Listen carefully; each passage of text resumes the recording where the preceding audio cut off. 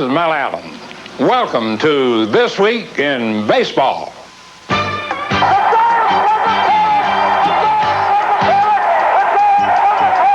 a new home run champion of all time, and it's Henry Aaron. I don't believe what I just saw.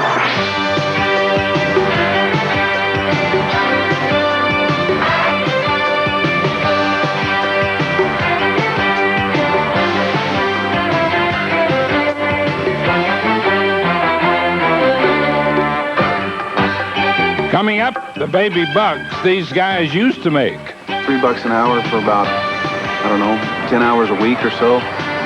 It's enough to take Susie out on the weekends, but that's about it. Hey, Jody Reed, got that 19-inning game feeling? And a good man takes a swing at playing the babe. It's all coming up, y'all, on This Week in Baseball. What used to be one of the wildest opening days baseball has ever seen took place in Cleveland, where the Red Sox met the Indians before the largest Major League crowd since 1988, 65,813. The Red Sox took a 5-0 lead in the top of the fourth, but those pesky Indians came back to tie it and set the stage for 19 innings of baseball burnout.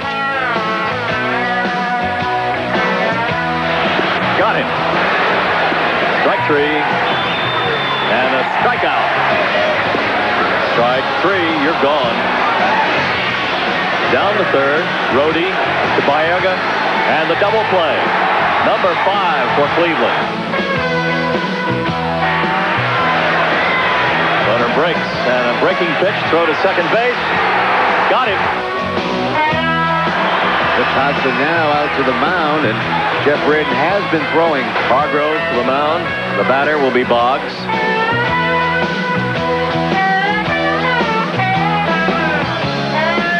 Incredible. Night games are starting in the National League. Pittsburgh, Philadelphia, San Francisco, and Atlanta. They're 2 innings old. We could have those finals. Well, we're in the 19th now. Naring the batter. Long drive, left field. Glenallen Hill toward the foul pole, leaping up, and he cannot get it. It's gone for a home run.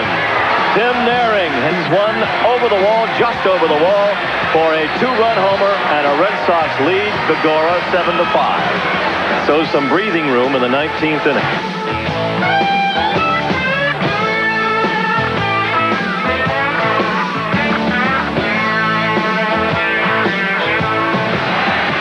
Down to second it goes, and Jody Reed to first base. It is finally over in Cleveland, and the Red Sox have racked up number 1 on the season. Funny thing is, the two teams had the Major League's only scheduled doubleheader of the season the very next day. Another guaranteed 18 innings that nobody evidently was looking forward to. Least of all, Boston skipper Butch Hobson, who had all but run out of pitchers. What he needed was a hero. Roger Clemens to the rescue. Well, Roger supposedly sometime during that game picked up the phone, called the Red Sox clubhouse, and sent the message to Bush, if you want me to, I'm okay to pitch according to Dr. Pappas. I'll jump on an airplane in the morning, and I'll be over there to pitch one of those 2 games for you tomorrow afternoon in Cleveland. Well, boy, I'll tell you, both managers, both pitching coaches are really going to be put to the test this afternoon. But before Roger got to do his thing, Matt Young took the mound for Game 1 and managed to out-wacky even a 19-inning game. You see, Cleveland scored 2 early runs without benefit of a hit, but Boston scored just 1. Came the 8th inning, the Red Sox and Matt were trailing the score 2-1. No hits for the Indians with 2 outs in the 8th. He struck him out. If the Red Sox do not score in the 9th, that will be a complete game for Matt Young and a no-hitter. It is not a no-hitter. They changed the rules last year. A pitcher has to pitch 9 complete innings or more. Talk about confusion. Would Cleveland win a game without a hit? Would poor Matt Young pitch hitless ball and lose? You betcha. Bounce slowly towards second. They tag Boggs. Double play, the game's over. There will be no no-hitter here in Cleveland today.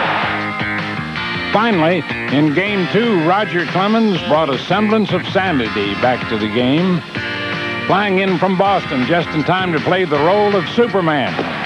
Strike 3. Dislocated joint for none. That's a strikeout of Alex Cole. Cleveland got only 2 hits off Clemens in the game, setting a major league record for mediocrity in a doubleheader.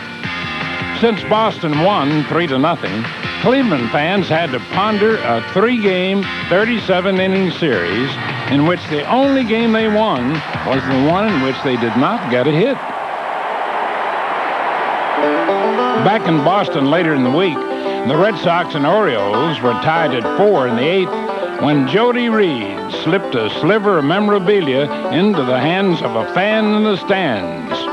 Fortunately for Jody, the good-hearted hometown fan was not a collector. And the guy was kind enough to give it back. A lot of times they'll get that bat and run up the runway with it. And know what? It proved to be the game-winning bat. Reed, little looper, base hit into right field. 2 runs will score, and the Red Sox lead it 6-4. Boston won the game 6-5, but without the bat, who knows? And Reed made certain the bat fan got his due. Jody wants to make sure that we give the guy credit that gave his bat back, which was, I think, the pitch just before the game winner. Yeah. Maybe if we can step aside and split, then the fast man can zoom in right over there. In the orange glasses, right over here. Can you zoom in? Slide over there. I got to give him a little credit because he gave me a good luck touch. And now let's update you on the rest of this week's highlights with Warner Fussell on the ticker. Baltimore's Randy Milligan provided the power, and Rick Sutcliffe supplied the strong pitching Friday night against Detroit. Milligan homered in the 6th, then in the 7th. Hit deep to left field, down the line, and gone! A grand slam home run for Randy Milligan. Milligan knocked home a career-high 6 runs. Sutcliffe pitched a 4-hitter for his 2nd shutout this season. Struck him out. Baltimore defeated Detroit 8-0. The first 4 games at Oriole Park at Camden Yards have all been shutouts. The invisible act of Roger Clemens' fastball continued to delight Fenway's faithful. The Rockets struck out 11 as the Sox defeated Toronto 1-0 on a raw, rainy Friday night. Got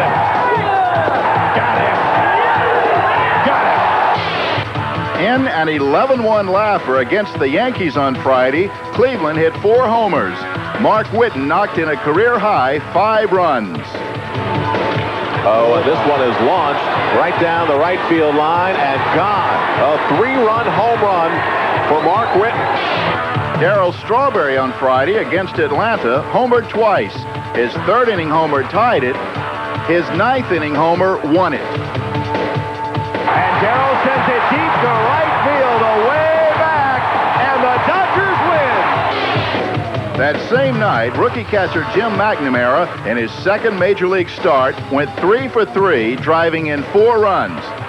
The Giants defeated Cincinnati 7-3, and in the 8th, the rookie put the game out of reach. McNamara sends it deep to right field, and it is gone. For the 26-year-old McNamara, career homer number 1. Back to you, Mel.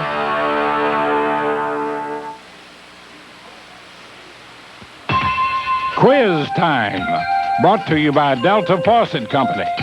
The Yankees began this season with 6 straight victories. Can you name the team with the most wins to start off a year? The answer right after this. Record for most wins to start off a season, 13 set by Atlanta in 1982 and by Milwaukee in 1987.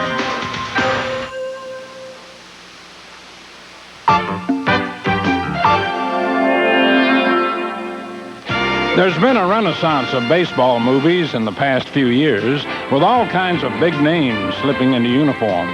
But baseball movies go all the way back to the turn of the century. So we asked some major leaguers to play critic and then tell us their favorite. My favorite is The Natural. It's kind of a fairy tale and everything else, but I thought, some people complain because it wasn't realistic, but I think that's the reason why I go to movies, to get away from reality, I like Eight Men Out. I mean, I like seeing the historical facts of all the stuff that went on. It's pretty amazing to me. I'd have to say Bang the Drum Slowly was probably my favorite baseball movie, and although baseball wasn't the central theme of that, it mixed in very well, and I've always been a big De Niro fan, and I always liked watching that movie. Still cry when I see it. I'd probably say I have to go with Major League. A lot of people were comparing me to the guy doing the voodoo who couldn't hit the breaking ball, so I had to go out last year and show everybody I could hit the breaking ball. Mine would have to be Field of Dreams. I could sort of relate to that one real well, and it was a really emotional moment. Some of the things that Costner said when he was talking about the game of baseball, and like smelling the grass after it's just been cut, and getting a new glove and smelling the leather, stuff like that. You wouldn't know it unless you've been out there before, unless you've done it before, and that was probably my favorite baseball movie. Well, I haven't seen The Babe yet, so I don't know if I can answer that yet. Well, Matt, now you can, because The Babe, starring John Goodman, has just been released. Of course, this isn't the first attempt at a film version of The Babe's life. After all, who can't forget the 1948 Babe Ruth story, starring William Bendix as the Babe? Hiya, Huck! Oh, boy, did we murder them pirates! Well, what's the matter, Huck? Why ain't you back with the rest of the team celebrating? Next to me, you ought to be the happiest guy on the train. 44 years later, it's Goodman's turn. And believe me, he looks a whole lot more like the Babe than Bendix ever did. But John also worked hard learning the Bambino's many peculiarities. Wrigley Field was the only park used in the film. You see, some of the actual events did take place in Wrigley. But more important, it could also be doctored to look like other old-time ballparks. It seems director Arthur Hiller and his crew took great care in recreating baseball in the Babe's day, but the problem with the Babe himself is that his legend is so much bigger than life. For instance, did Babe really call that home run in the 1932 World Series? Babe said so.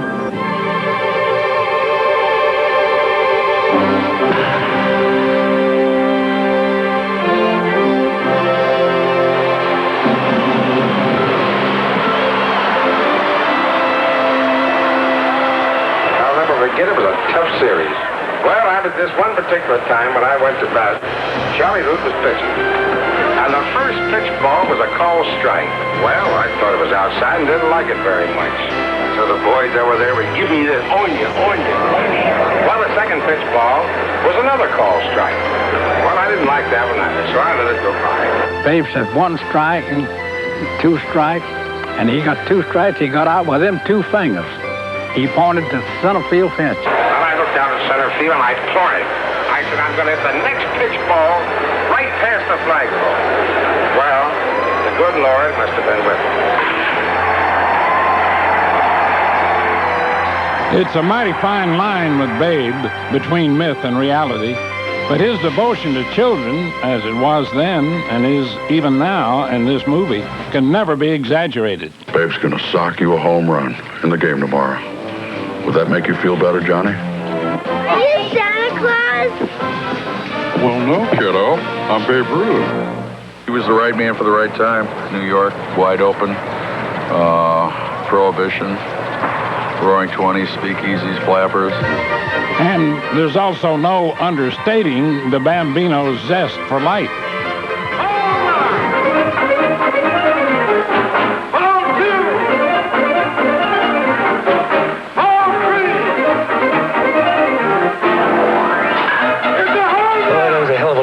you hit today. You really caught a lucky piece of wood. I know. Tomorrow I'm going to hit another.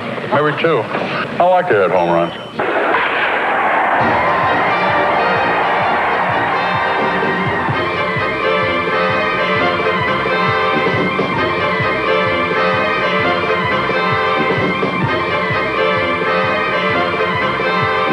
You got two speeds, babe.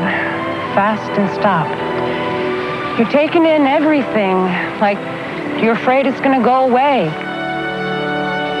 No man could ever totally capture the essence of the Babe, but it's nice that Goodman and friends are helping to keep alive the memories.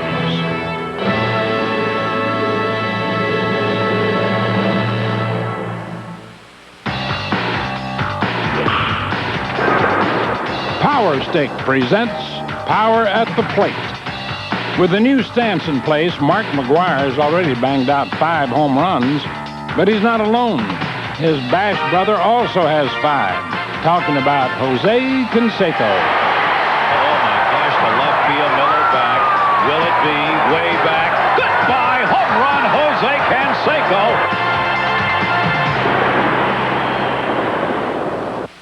Power Stick. Now, let's talk about money. Big money. The kind of money ball players are getting paid these days to hit, pitch, and catch. $6 million, $7 million. Well, either way, it's more than you and me, believe me. Sometimes, though, you wonder what they'd be making if they weren't so good at baseball. If maybe they were still working at the first job they ever had. Fellas, what was that first job? Before baseball? Well, I didn't think about that. I think my very first job was... That's a good question. Very first job I ever had was pumping gas.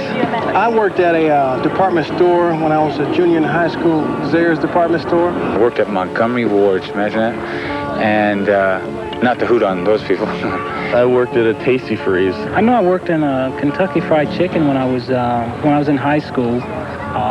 You know, that's how I paid for my prom and everything. I made about $3.50 an hour, and I was cleaning crawfish at home. Because when they take them out the swamps, needless to say, they're a little muddy, and they got to be cleaned before they get boiled and put away. $3.50, huh? $3.50 is pretty good, huh? I'll tell you really wouldn't need a calculator to figure out how little they made. How much was I paid? Not enough. $2.75 an hour. $2 or $1.50 an hour at the time. I don't know what minimum wage was then. Probably about 25 cents. $3 an hour for about, I don't know, 10 hours a week or so. It's enough to take Susie out on the weekends, but that's about it. $2.50 maybe, $2.35, somewhere in that neighborhood. So just a tad above what I'm making now, that's all.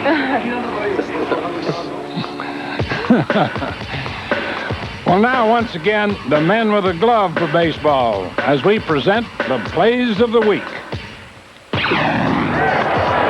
Fly ball, left center field. I don't know if anybody can get there. Dion dives. Great catch. What a play. Run, tags, and score. Spectacular defensive play by Deion Sanders. I didn't think he had a chance for that ball. Alomar running. And a shot to Cal Ripken. He's up with it. Fires across. He got him. What a play by Cal. Sensational. You see Ripken come up with it, gets to one knee, does just what he wants to do. Bounces it to first base and gets him easily.